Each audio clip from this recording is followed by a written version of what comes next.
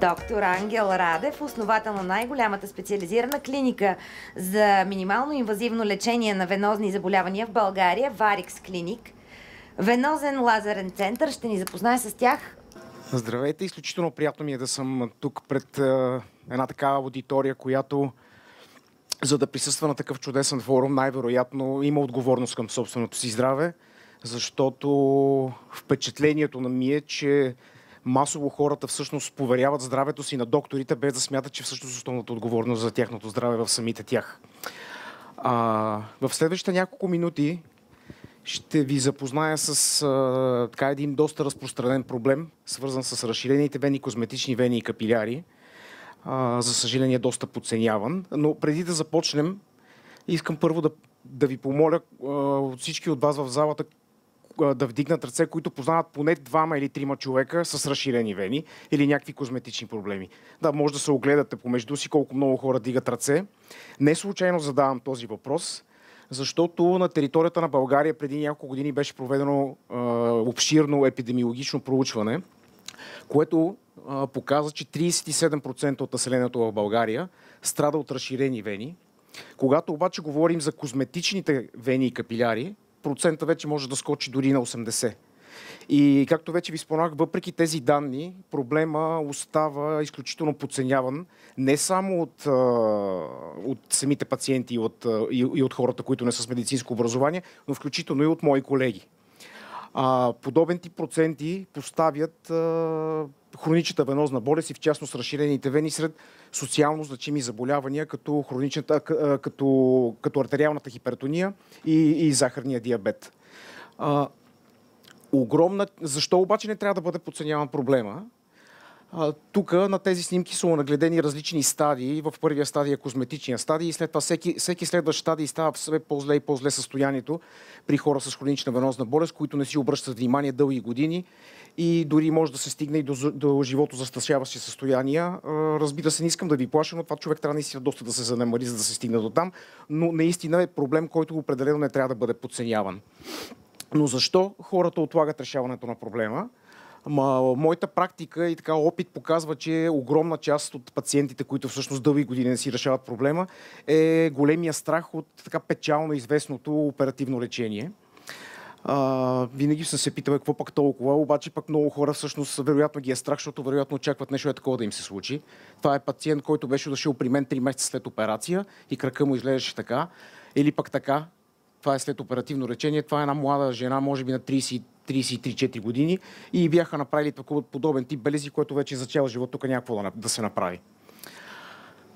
Има ли алтернативи обаче? Отговорът за щастие е да. Алтернатива, която от нещо подобно да постигне това. Да, има такава алтернатива. Или пък от това да постигнем това. И всичко това без стандартното оперативно лечение, от което толкова много хора се плашат, без необходимост от болничен престой, без разрези, шевове и каквито и да било обезобразяващи белези и без обща или спинална опойка, тъй като в днешно време съвременните методи на лечение се осъществяват само с местна опойка. Какви са решенията? Съвсем абсолютно без да ви отекчавам, съвсем схематично и с видеа ще ви покажа всъщност какво представляват най-актуалните методи за лечение на разширени вени в 21 век. На първо място ендовенозната лазерна аблация, която всъщност преди 20 на години всъщност беше големия геймченджер, който тотално промени играта и въведе страшна революция в съвременното лечение на този така разпространен проблем. Какво представлява самата процедура? През малка дупчица в кръка се влиза със специален лазерен катетър. Дупчицата е около 2 мм. Вкарваме тръбичка, така нареченото дезиле се казва. През нея вкарваме самото влакно в главната увредена вена, която доста често е всъщност причината за разширените вени. Позиционира се влакното в определена зона, след което около самата вена и около самото влакно се инфилтрира вече споменатата от мен само локална, така наречена тумесцентна инфилтрационна анестезия, която се прави по хода на вената около увредения участък и отделят тъканите. Процедурата е кратка, е много елегантна. Единственото, което се усеща, е леки боцкания по хода на кожата и по хода на дължината на самата вена. След което се пуска лазерния генератор и самата вена се изпарява, като дърпаме влакното в обратна посока. Процедурата е някъде около 20-30 минути. В зависимост, разбира се, от тежестта на проблема и броя вени, които е необходимо да бъдат третирани. Друг много популярен метод, един от най-популярните методи е така наречената склеротерапия, която ние в нашата клиника сме модифицирали и използваме в съчетание с добавена реалност и криомашина, като метода представлява следното: под навигацията на добавената реалност инжектираме специално вещество под формата на пяна. Пяната се прави от специален поливалентен медицински алкохол, който се смесва с въздух и тази пяна се инжектира вътре в самата вена, като виждате моментално ефектът и така, добрия резултат, който се постига буквално веднага на кушетката. Допълнително инфилтрираме опойка отстрани, като идеята в случая на опойката не е толкова да обезболи, а колкото да притисне допълнително вената и да има по-добър контакт с самата пяна. Процедурата, в зависимост от това колко обширен участък от кръка трябва да се третира, обикновено е между 15 и 40-45 минути. Следващия така много широко прилаган по целия свят метод за вече третиране на козметични вени и капиляри е така наречената микросклеротерапия. Това е мой стар клиничен случай с видео от моята практика. Виждате, пак инжектираме, в случая пяна може да се прави и с течен склерозант, самата процедура, в случая инжектираме пяна директно в капилярите и виждате как се изчистват капилярните мрежи и свързаните с тях хранещи ретикуларни вени. Процедурата също е свързана с лек дискомфорт от самото боцкане, но като цяло е доста кратка, елегантна. След самата процедура се слагат лепенки на третираните места и се носи за определен период от време медицински еластичен чорап.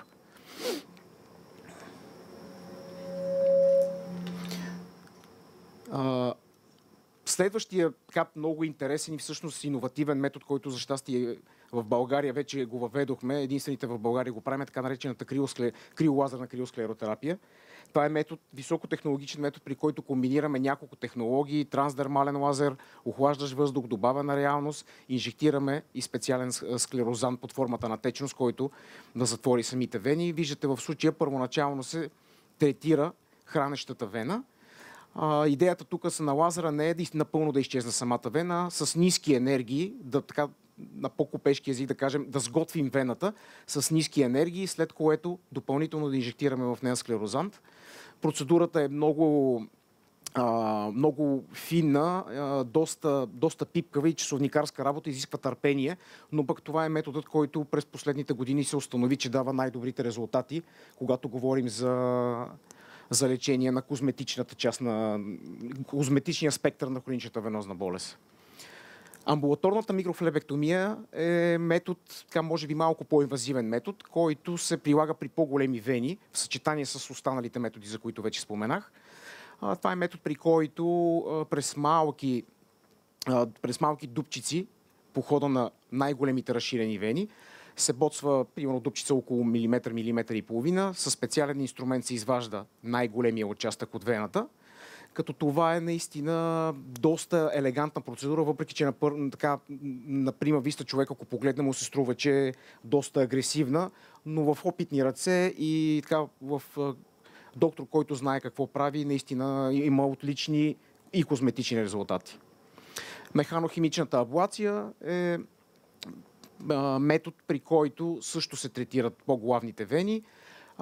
Той е подходящ при пациенти, които се страхуват и така не им е комфортно да им прилагаме дори локална опойка, защото в случая при този девайс, при това устройство, няма необходимост от прилагане на опойка по хода на цялата вена. Прилага се само в мястото, където всъщност въвеждаме самото устройство в самата вена.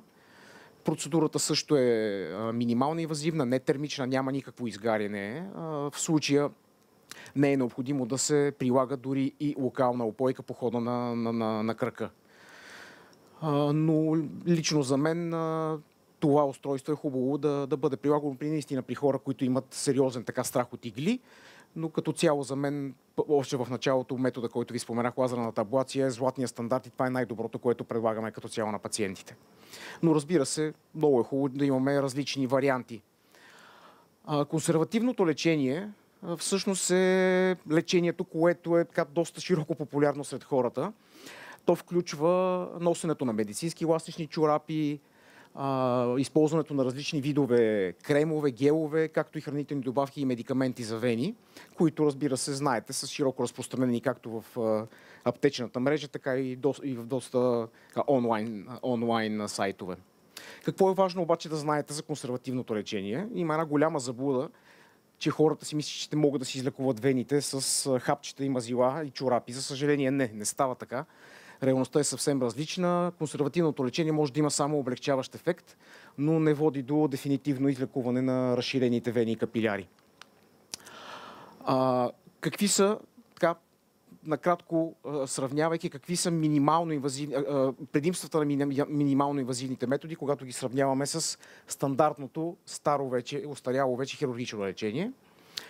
На първо място кръвозагубата е минимална, буквално няколко капки кръв се губят по време на процедурата, няма оперативни разрези, рискът от инфекция е абсолютно минимален. Може да се прилага, както вече споменах, само с местна опойка. Извършва се в амбулаторни условия, като болничният престой е напълно излишен. Страничните ефекти, разбира се, са по-малко и болката е незначителна. Необходимостта от обща или спинална опойка просто липсва, тъй като се използва само тумесцентна анестезия. По време на самите процедури използваме и директен визуален ултразвуков контрол, което ни позволява да намалим страничните ефекти от самата процедура и някакви нежелани странични реакции, свързани с неправилно инжектиране на склерозант или неправилно позициониране на лазерното влакно и така нататък. Хубавото е, че е приложимо и под доста увредени пациенти, включително и при такива, които приемат кръворазреждаща терапия и такива, които имат имплантиран пейсмейкър. Възстановителният период е изключително кратък, работоспособността е запазена и много от нашите пациенти могат да се върнат към обичайните си задължения буквално на следващия ден. Сега накрая ще ви покажа няколко клинични случаи от нашата практика. Това е пациент на 37 години, който от 20 на години си е отглеждал подобен тип разширени вени. В случая комбинирахме няколко метода: лазерна аблация, флебектомия, склеротерапия. Доста широко разписан план на лечение имаше при него, защото виждате, че тук ставаше въпрос за нещо много сериозно, но няколко месеца по-късно това беше резултата. Виждате, няма абсолютно никакви разрези и някакви сериозни белези. Да, има някои отцветявания по хода на вече третираните вени, които с времето избледняват, но разбира се, при толкова огромни вени не може пък да се очаква, че кръка ще изглежда като чисто нов, но резултатът е доста добър в случая. Това е пациентка с по-козметично изявени вени. В нейния конкретен случай приложихме склеротерапия с добавена реалност и медицинска пиана. Това беше резултата след, в случая мисля, че 2 процедури направихме и това е крайният резултат. Това е клиничен случай с чисто козметична изява на ретикуларни вени и капиляри. В случая приложихме методът криолазерна криосклеротерапия и това е резултат само след една процедура.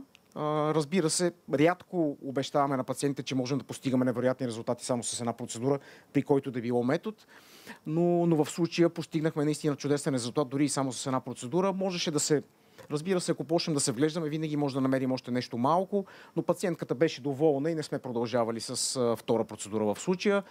Още един подобен случай, тук всъщност комбинирахме склеротерапия с пяна и метода КЛАКС. Виждате хранещата вена с добавената реалност и това беше крайният резултат тук мисля, че само една процедура също сме правили с доста добър резултат и не сме продължавали нататъка. По отношение на друг козметичен случай, в който също приложихме високотехнологичния метод криолазерна криосклеротерапия, метода КЛАКС. В случая също направихме само една процедура и това беше резултата, мисля, че около 3 месеца след по-късно. За левия крак на същата пациентка същото направихме и това беше резултата пак около 3 месеца по-късно. Защо казвам 3 месеца? Защото много е важно пациентите да проявяват търпение.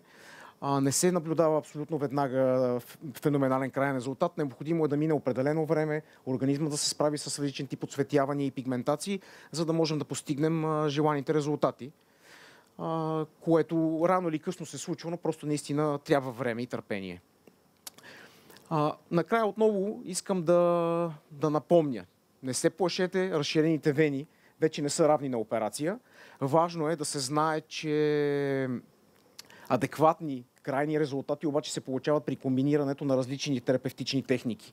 За съжаление няма един универсален метод, който да е панацея и да кажем ето този метод, който имаме в клиниката или в който да било медицински център, болница, този метод е уникален и само с него се постигат невероятни резултати. За съжаление не е така. Добри резултати се получават при комплексен подход, адекватна диагностика и комбиниране на различни терапевтични техники.